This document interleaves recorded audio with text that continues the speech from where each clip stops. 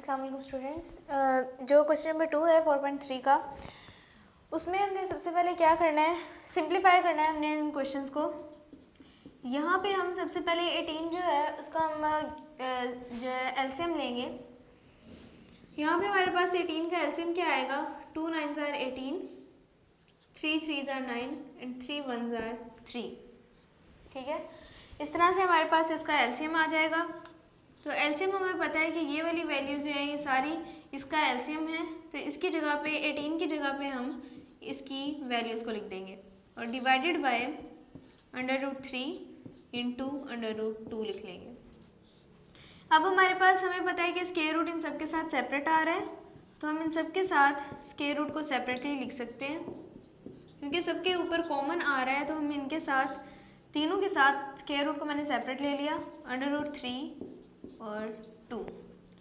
अब ये √3 इस √3 से कैंसिल हो जाएगा, क्योंकि ओवर में है तो ओवर वाली वैल्यूज़ हमें पता है कैंसिल हो जाती हैं, ये कैंसिल हो जाएंगी। ये हमारे पास रह गया है, तो √3 इसका आंसर होगा। दोबारा देख लीजिए, सबसे पहले हम 18 का एलसीएम लेंगे। 18 का एलसीएम हमारे पास आएगा 2 9s are 18, 3 3s are 9 and 3 1s are 3। तो 2 × 3 × 3 हमारे पास इसका आंसर आ जाएगा। अब हमें पता है कि ये स्क्वायर रूट जो है ये सारी वैल्यू जो है एक स्क्वायर रूट के अंदर आ रही हैं, तो स्क्वायर रूट के साथ हम इसे सेपरेटली लिख सकते हैं। हमने देखा कि नीचे भी हमारे पास √3 है, ऊपर भी √3 है, तो वो आपस में कैंसिल हो जाएंगे। नीचे भी √2 है, ऊपर भी √2 है, तो वो भी कैंसिल हो जाएंगे। तो हमारे पास सिंपल √3 रह जाएगा, जो हमारे पास इसका आंसर होगा। नेक्स्ट क्वेश्चन है हमारे पास, इसमें सबसे पहले हम क्या करेंगे, 21 का एलसीएम लेंगे। वो हमारे पास क्या आएगा, 3 यहाँ पे आएगा 21, 3 7s are 21 और 7 1s are 7। तो हमारे पास 21 का क्या आ जाएगा एलसीएम, 3 × 7। आगे हमारे पास √9 है, तो 9 का एलसीएम हमारे पास क्या होता है, 3 3s are 9 और 3 1s are 3। यहाँ पे क्या आएगा, 3 × 3, 3 × 3। ओवर में हमारे पास 63 है, यहाँ पे हम लेंगे 63 का एलसीएम।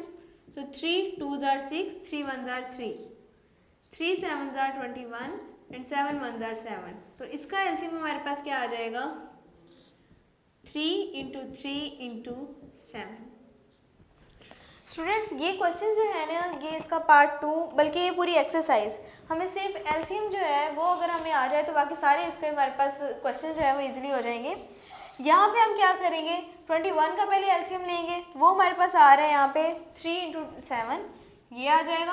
तो यहाँ पे हम लिख लेंगे 3 × 7। उसके बाद हमारे पास आएगा 9 का, तो 9 का हम एलसीएम लेंगे तो हमारे पास आ जाएगा 3 × 3, वो लिख लिया।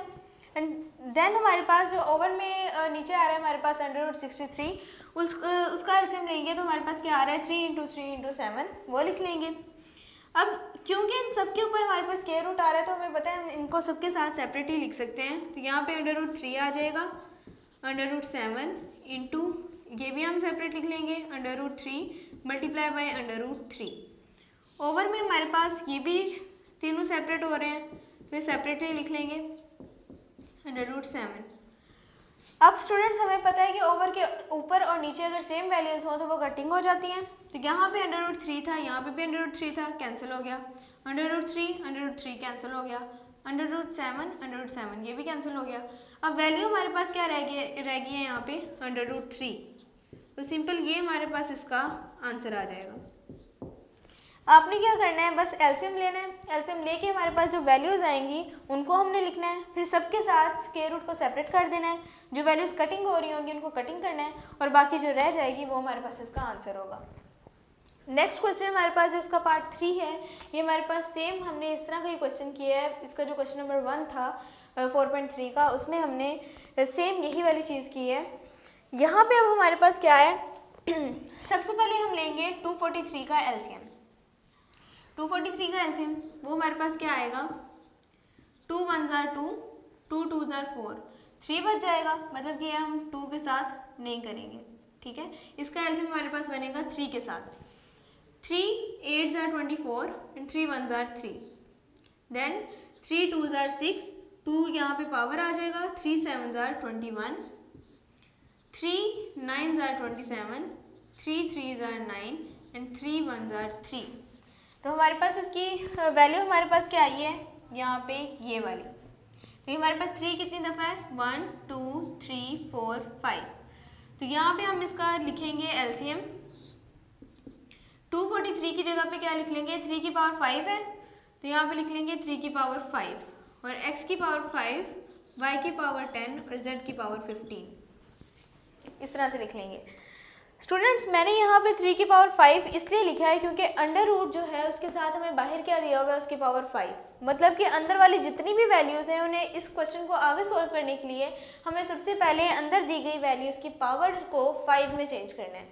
3 की पावर तो ऑलरेडी हमारे पास 5 में है क्योंकि हमने इसका 243 का एलसीएम लिया तो वो हमारे पास 3 की पावर 5 बन रहा था। तो यहाँ पर मैंने 3 की पावर 5 लिख लिया है। x की पावर भी हमारे पास 5 है, y की पावर 10 है और z की पावर 15 है। तो इसका मतलब क्या है कि हमने सबसे पहले चेंज करना है y की पावर 10 को और z की पावर 15 को उसकी किसकी पावर में 5 में।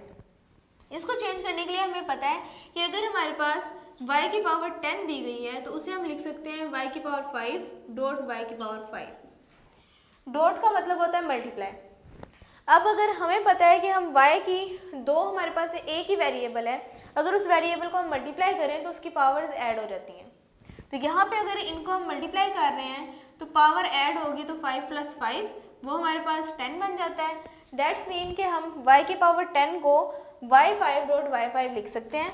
तो यहाँ पे इसकी जगह पे मैं क्या लिख लूँगी 3x की पावर 5, y की पावर 10 की जगह पे लिख लूँगी y की पावर 5 डॉट y की पावर 5। इस तरह से लिख लूँगी। इसके बाद हमारे पास z की पावर 15 है, z की पावर 15। सबसे पहले तो हमें चाहिए z की पावर 5। ओके, अब z की पावर 5 है। इसके बाद अगर z की पावर 5 दोबारा लिखें और z की पावर 5, अब अगर हम देखें कि z की पावर 5 है और उसके अंदर हमने ऐड करवा दिया है क्योंकि 3 वेरिएबल्स हैं तो तीनों की पावर अगर हम ऐड करवा दें तो 5 + 5 10, 10 + 5 15। तो हमारे पास इनकी पावर जब ऐड हो जाएंगे तो हमारे पास दोबारा से z की पावर 15 बन रहा है। इसका मतलब है कि हम z की पावर 15 जो है उसे हम इस शेप में लिख सकते हैं क्योंकि हमने 5 में कन्वर्ट करना था। तो 5 में कन्वर्ट करने के लिए अब ये देखें तीनों हमारे पास 5 में कन्वर्ट भी हो गया है और अगर इनकी पावर्स को हम ऐड करेंगे तो हमारे पास z की पावर 15 के इक्वल आ रहा है। इसीलिए हम इसकी जगह पे z की पावर 15 की जगह पे क्या लिख लेंगे z की पावर 5 इंटू z की पावर 5 इंटू z की पावर 5। इस तरह से लिख लेंगे क्योंकि ये वेरिएबल सेम है, पावर ऐड हो जाएंगी तो हमारे पास दोबारा से यही बन रहा है। अब स्टूडेंट्स जैसा कि हमें पता है कि हमारे पास सारी जितनी भी पावर्स दी गई हैं अब इन सब के साथ हम ये वाली जो अंडर रूट है सबको सेपरेट लिख सकते हैं। तो मैं सबके साथ अब इसको सेपरेट लिख लूँगी 3 की पावर 5 के साथ भी, x की पावर 5 के साथ भी, y की पावर के साथ भी, जितने भी यहाँ पे आ रहे हैं ये इन सब के साथ अब मल्टीप्लाई हो रहा है।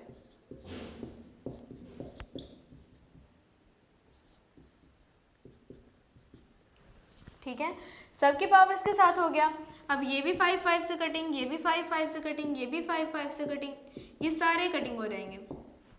रह क्या जाएगा हमारे पास 3, x भी खाली रह गया, y multiply by y multiply by z multiply by z multiply by z। यहाँ पे बच क्या जाएगा 3x y + y, मतलब दो अगर वेरिएबल्स जैसे कि हम पहले बोल रहे थे कि दो वेरिएबल्स अगर एक साथ दिए गए हों और मल्टीप्लाई हो रहे हों तो उनकी पावर्स ऐड हो जाती हैं। अब ये दोनों मल्टीप्लाई हो रहे हैं, इसकी पावर 1 है, इसकी पावर 1 है, दोनों की पावर्स ऐड होंगी तो क्या आ जाएगा y की पावर 2। अब ये भी तीनों वेरिएबल्स हैं, तीनों की पावर्स हमारे पास ऐड हो जाएंगी क्योंकि मल्टीप्लाई हो रहे हैं तो 1 2 और 3, तो इसकी पावर क्या हो जाएगी 3। तो हमारे पास इसका आंसर आ जाएगा 3x y² और z3। दोबारा से देख लीजिए, सबसे पहले हमने क्या किया 243 का एलसीएम लिया तो हमारे पास आ गया 3 की पावर 5। 3 की पावर 5 हमने इसलिए लिखा है क्योंकि बाहर 5 है। क्वेश्चन को आगे सोल्व करने के लिए हमें अंदर वाली जितनी भी वैल्यूज़ दी गई हैं सब की पावर को 5 में चेंज करना है। 3 की पावर तो ऑलरेडी 5 में है और x की पावर भी 5 में है। अब y की पावर 10 है और z की पावर 15 है। इसे उसमें कन्वर्ट करने के लिए 5 में कन्वर्ट करने के लिए हम इस तरह से लिख सकते हैं क्योंकि हमें पता है कि वेरिएबल्स अगर सेम हो और मल्टीप्लाई हो रहे हों तो उनकी पावर्स ऐड हो जाती हैं। ये मल्टीप्लाई हो रहे थे, इनकी पावर्स ऐड होंगी तो 10 बन जाएगा। इसीलिए y की पावर 10 की जगह पे मैंने लिख लिया y की पावर 5 डॉट y की पावर 5, डॉट का मतलब मल्टीप्लाई होता है। आगे हमारे पास z की पावर 15 था, उसको मैंने कन्वर्ट कर लिया, तो 5 की पावर में कन्वर्ट किया तो z की पावर 5 डॉट z की पावर 5 डॉट z की पावर 5, तीनों पावर्स अगर ऐड कर लें तो हमारे पास 15 आता है। इसलिए यहाँ पे मैंने इनको सेपरेट लिख लिया। अब मुझे पता है कि अगर तीनों बल्कि सारी वैल्यूज़ हैं वो हमारी एक ही स्क्वायर रूट के नीचे या फिर क्यूब रूट के नीचे या फिर किसी भी सेम वैल्यूज़ के साथ हों तो सबके साथ हम इसको सेपरेटली लिख सकते हैं। सबके साथ मैंने सेपरेट लिख लिया, उसके बाद कटिंग करवा दी, जो वैल्यूज़ हमारे पास बच गई थी वो लिख दी। 3x तो एज इट इज़ आ जाएगा। y की पावर हमारे पास 2 बन रही है क्योंकि हमारे पास दो वेरिएबल सेम हैं, उनकी पावर्स को ऐड करवा लेंगे 1 को और 1 को, तो y की पावर 2 आ जाएगा। ये भी तीन वेरिएबल्स हमारे पास सेम है, तीनों की पावर्स को अगर हम ऐड करवा देंगे 1, 2 और 3 तो हमारे पास z की पावर 3 आ जाएगा और ये इसका हमारे पास आंसर आ जाएगा। ठीक है, तो इस तरह हमारे पास इसका पार्ट 3 है, ये भी कंप्लीट हो गया है।